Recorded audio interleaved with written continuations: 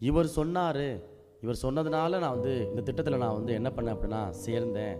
அன்றைக்கு என் குடும்பமே அப்படியே என்ன ஆயிடுச்சு அப்படின்னா அப்படியே குடிமொழிக்கு போயிடுச்சு. நடுத்தருவில் நாங்கள் வந்து அப்படியே நிற்கிறோம். இவர் பேரை சொன்னால் போதும், நாங்கள் வந்து எல்லாம் கிடச்சிரும் அப்படின்னு சொன்னாங்க.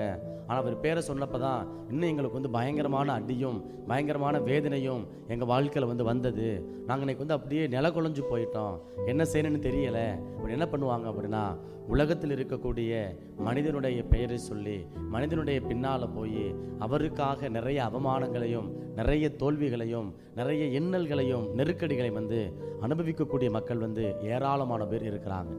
இப்படிப்பட்ட மக்கள் வாழ்கிற இந்த சமூகத்தில் மத்தேயு நற்செய்தி அதிகாரம் 19 இறைவார்த்தை 29 சொல்றாரு, என் பெயரின் பொருட்டு வீடுகளையோ சகோதரர்களையோ சகோதரிகளையோ தந்தையையோ தாயையோ பிள்ளைகளையோ நிலபுலன்களையோ விட்டுவிட்ட எவரும் 100 மடங்காக பெறுவர், நிலை வாழ்வையும் உரிமை பேராக அடைவர் என்று குறிப்பிடுகிறார். இப்போ பெரிய மாணவர்களே, உலகத்தில் இருக்கக்கூடிய மனுஷன் பேச்சை கேட்டு போய் நகையை அடகு வைக்கிறோம், நிலத்தில் போய் நம்ம வந்து இன்வெஸ்ட் பண்ணுறோம்.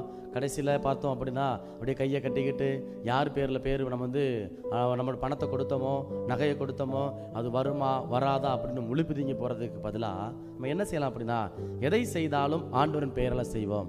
அப்போது ஆண்டவருடைய பெயருக்காக ஆண்டவருக்காக நம்ம வந்து பாடுகளை ஏற்போம், துன்பத்தை நம்ம வந்து மேற்கொள்வோம். அப்போ அவருக்காக செய்கின்ற பொழுது இம்மையில் மட்டுமல்ல மறுமையிலும் நமக்கு வந்து அதாவது 100 மடங்காக நம்ம வந்து நன்மைகளை வந்து பெறுவோம். அதை கடந்து நிலை வாழ்வை நாம் வந்து பெற்றுக்கொள்வோம். அப்போ நிலை வாழ்வை பெறணுமா? இயேசு என்கிற நாமத்தை உச்சரிப்போம்.